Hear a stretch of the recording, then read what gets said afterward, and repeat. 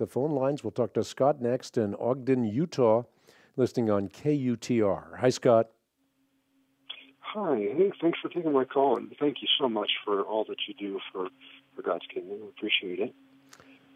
I have a question about Matthew chapter 11, verse 23 and 24. Jesus is talking about the judgment for unbelievers, and he's mentioning all of these cities where miracles had done, and yet they rejected him. And the question is, if Sodom could have been saved, then why didn't God provide them what they needed to believe?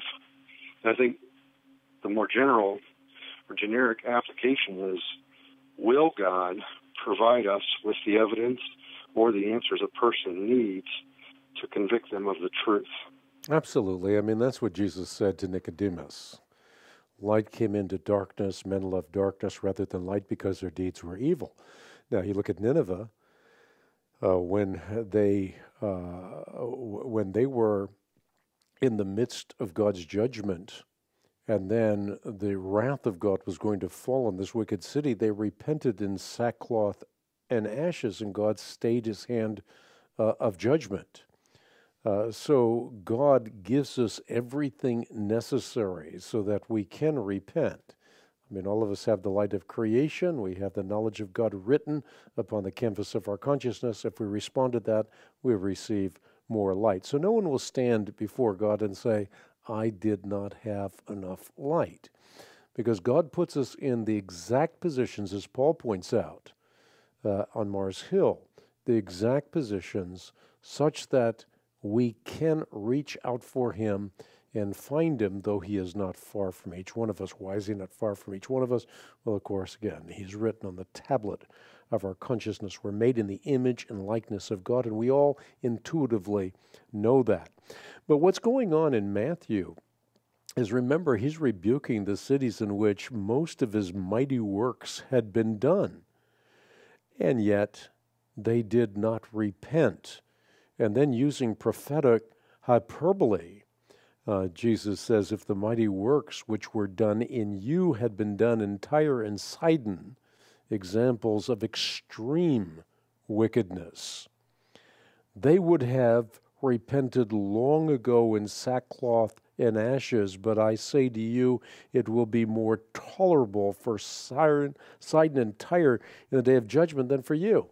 Why? Because they had Jesus in their midst.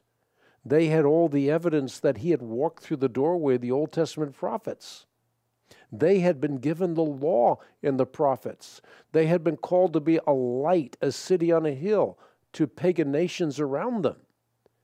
And if they reject Messiah in their midst, then they are all the more guilty.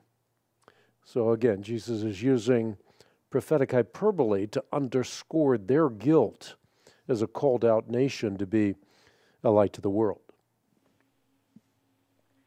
So I guess the question is there an application for today? I was just happened to be talking to somebody the other day, or maybe it was a book that I was reading, and they said, well, some people just, even if they saw Jesus right in the clouds in the sky, this is me, Dave, listen to me and follow me, then they would turn and follow.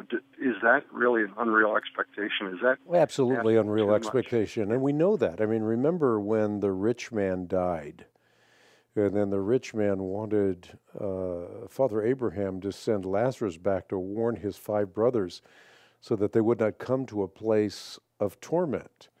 The reply was, they have Moses and the prophets. If they don't listen to them, they're not going to listen even if someone rises from the dead in their midst. So the idea here is that, as I mentioned in the beginning, the idea here is very, very clear. They are rejecting, those who reject, what could be theirs. The quintessential passage, I didn't quote it in whole, but I will right now, is what Paul was saying on Mars Hill. From one man, God made every nation of men that they should inhabit the whole earth. He determined the exact times and places that they should live, and he did this so that men might reach out for him and find him, though he's not far from each one of us.